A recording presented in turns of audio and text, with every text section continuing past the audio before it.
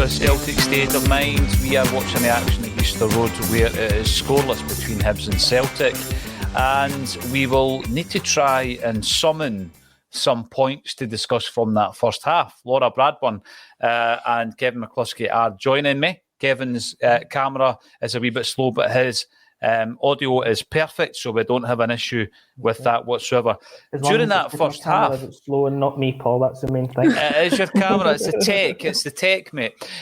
Laura, in the first half, I think that probably for a spell, we heard a lot of the plaudits going Hibs' way from the commentary team.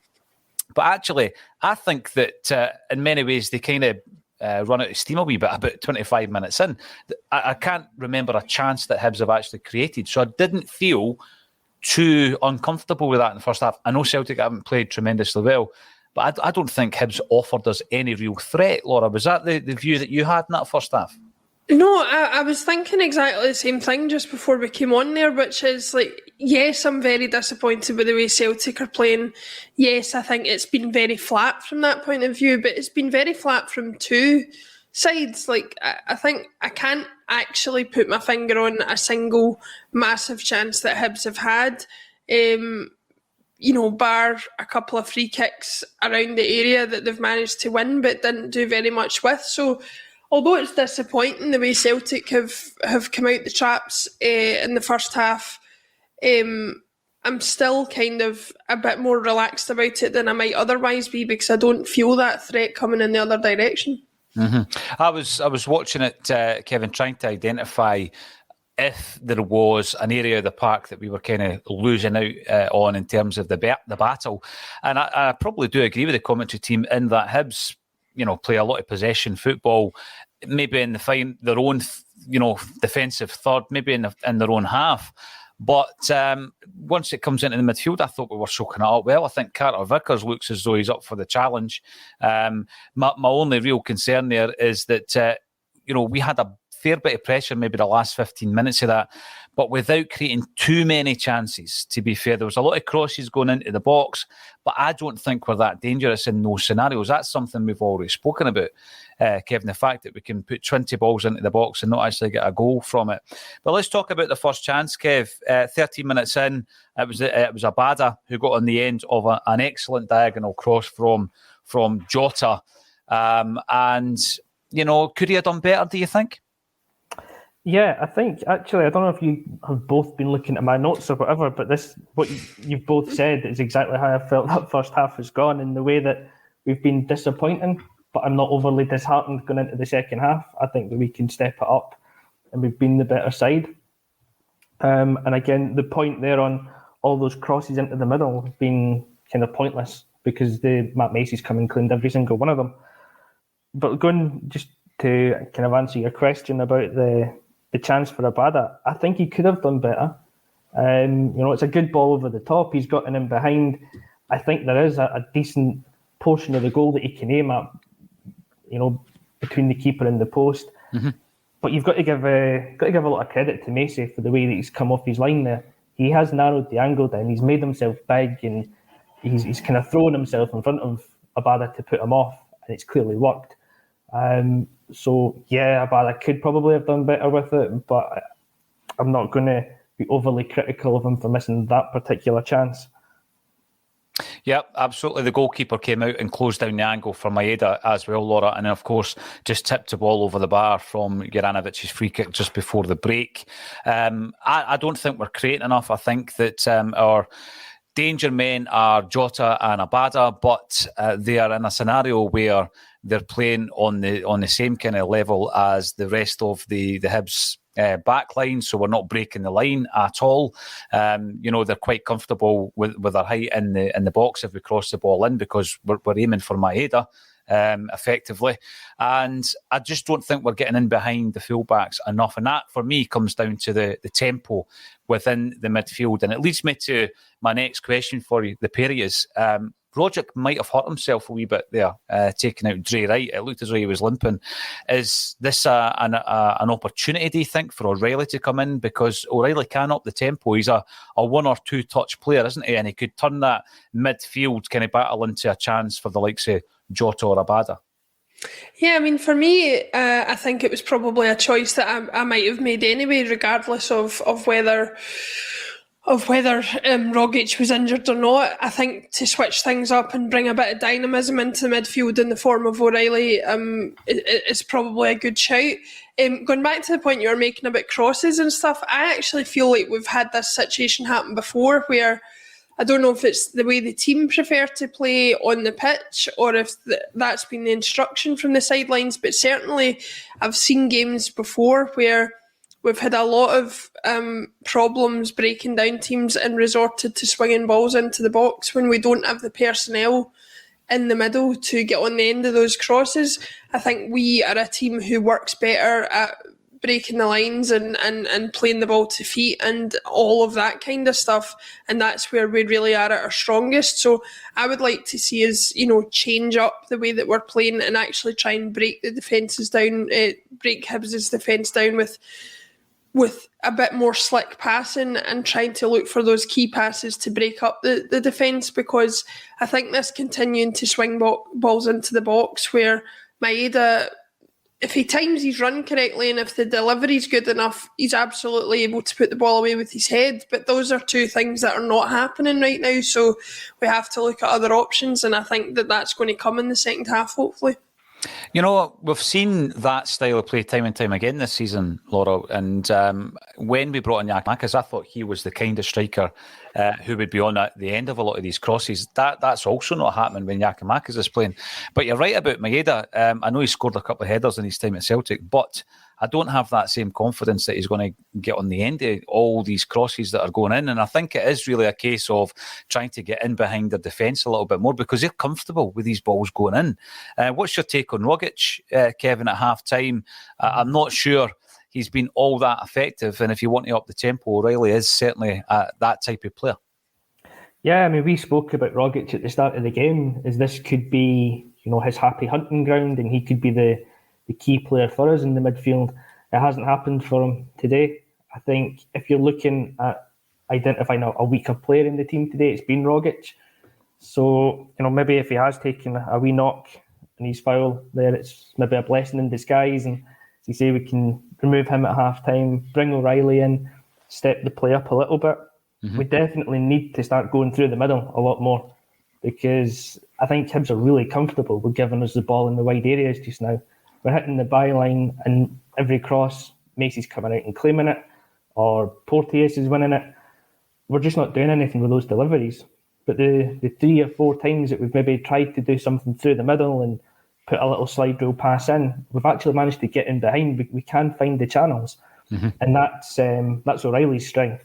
He does that, is kind of touch the control, release it through the channel. You've got Maeda with the pace, who can play off the shoulder of the defender. So I'd like to see that being the change, both in personnel and in kind of style approach to how we play the second half. Yeah, I think you're right, because the two occasions that I can recall where we kind of broke the Hibs backline was Abada's chance, and that came from a Jota diagonal quite deep in. And then I think it was Abada that played in Maeda for that chance where the goalkeepers kind of closed them down. Yeah, we have been really ineffective from crosses. There was 3 in the space of 2 minutes actually from Maeda, McGregor and Abada, where it was almost just like hopeful crosses into the box, and Hibs are just comfortably winning the balls and then playing out from the back. Let's get some thoughts from the viewers. Thanks everybody for getting involved.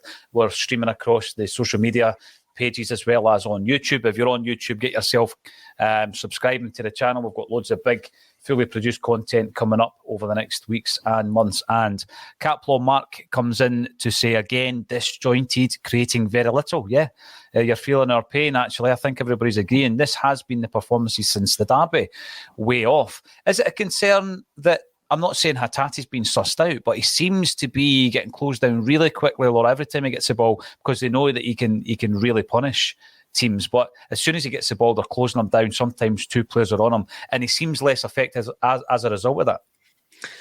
Listen, I think we touched on it before the game. My main concern with him, and not just him and Maeda and all the players who've come from the J-League, but the players in general just look tired.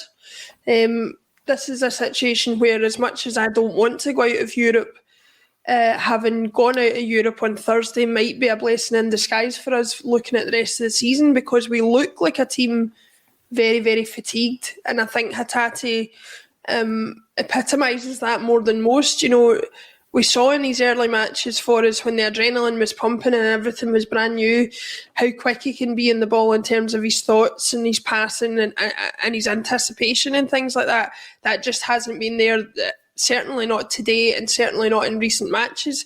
I think tiredness is a major factor. Let's not forget as well that, you know, we've all gone on before about how hard Ange works the team in training and things like that, and I'm sure that won't be any different now. So I think we look like a team who just needs a bit of a respite in between games, and perhaps we'll get back up to the freshness levels that we want to be at.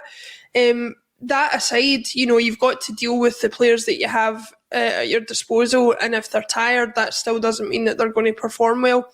And so in that case, I think Hatate is probably going to be one of the casualties of the half-time break if any changes are made, because I think in the centre of the midfield, him and Rogic are just not proven enough. And as we've seen when we've been without McGregor as well, changes to the midfield or a lack of impact in the midfield really affects the way the rest of the team plays for us. Mm-hmm. We've seen it in the past, because we were going for weeks, Laura, where we didn't expect changes at half-time. And then Ange surprised us a couple of times by making some changes. He'd done it on Thursday night as well. It wasn't working, makes the 2 changes at half-time, and we've seen a completely different approach in the second half. Are you expecting that, Kevin? I'm looking at this bench here. I'm looking at O'Reilly, who I know could make a change, could make a difference. I mean, if I'm looking at Beaton, McCarthy, Ideguchi, strangely, I would probably go for Ideguchi under the circumstances. The only real concern would be, we spoke about Maeda before the game, Kevin, but I'm not saying he's played particularly badly, because I don't think, you know, he's been any worse than anybody else. However, he hasn't really found a way in behind the Hibs defence. Unfortunately, we don't really seem to have an option on the bench. So, I mean, can you see Ange Postecoglou switching it around? I know that Jota and Abada can play through the middle and can also switch wings. I can see O'Reilly coming in for Rogic. I'm not sure if he would make another change in the midfield at halftime. It doesn't seem to be his style to make too many changes. And then, you know, looking for the forward, I don't think Maeuda's done anything wrong today. It's the style of play that we've played that he's just not had a chance to get involved in the game. If we're hitting the wings and firing and cross balls in the air, it's not his strength. So, you know, maybe give him another 15 minutes at the start of the half if you're bringing on a more creative midfielder that's going to actually try and play those passes through for him. If it isn't working, then maybe you look to somebody like Forrest or even Karamoko to come on the right-hand side, and you move Abada through the middle to change things up just a little bit. But without having that kind of physical forward on the bench like Giakoumakis is, it's difficult to see how we get kind of control of the game if we don't change the way that we're playing. We've got 4 centre forwards and only one available, which is the situation right now with Giakoumakis, Kyogo and Ayeti. Remember him? All out and not giving us an option. Yep. Barry McCluskie, been saying this for weeks now. Our final ball into the box is letting us down. Yeah, absolutely, Barry. Through balls and crosses are being overhit constantly. I think we're all in agreement with that. And Chancer, don't know if that mask is affecting his provisional vision, but McCalmack doesn't seem to be influencing games lately in the way that we know he can. We spoke about it. I don't know how much effect it's having, Laura, but, you know, it's got to affect you. When you look at it, it's pretty tight, but there's only so tight it can be. With regards to it being actually a strap-on face mask. The only other thing I was going to say actually is that Rogic hasn't been taken off, neither has Hatate. I was a wee bit concerned. I think he's played a decent enough game, but I was a wee bit concerned that Starfelt got the booking fairly early on, because he can be clumsy at times. I think he's been fine in the first half, but it is a wee bit of a concern for me when he gets a booking early doors, Laura. Yeah, I thought the booking was fair enough, to be honest, and I thought in itself it was a clumsy challenge. The thing, like you say, with Starfelt is you can't ever trust that he's going to take that into consideration when he goes into the next challenge, and then that does leave you very weak. I mean, I've been very positive about him recently, a lot more positive than I was initially, but you still do feel like there's that kind of clumsy challenge underlying everything or waiting to happen. I think, Nisbet's slightly lucky not to be injured more seriously than he was, so just because of the way he kind of turned his ankle with that challenge as well. So yeah, I would be concerned about it. Whether I'm just concerned enough to make a change at the back just to keep 11 on the park, I'm not sure, but I'm sure he'll have been told at half-time to just, keep that in mind when he's going in for challenges. Definitely. The action is back underway at Easter Road. So let's go and watch the second half. Thanks, everybody, for getting involved in the comments section. And thank you to Laura Bradburn and Kevin McCluskie for joining me on A Celtic State of Mind.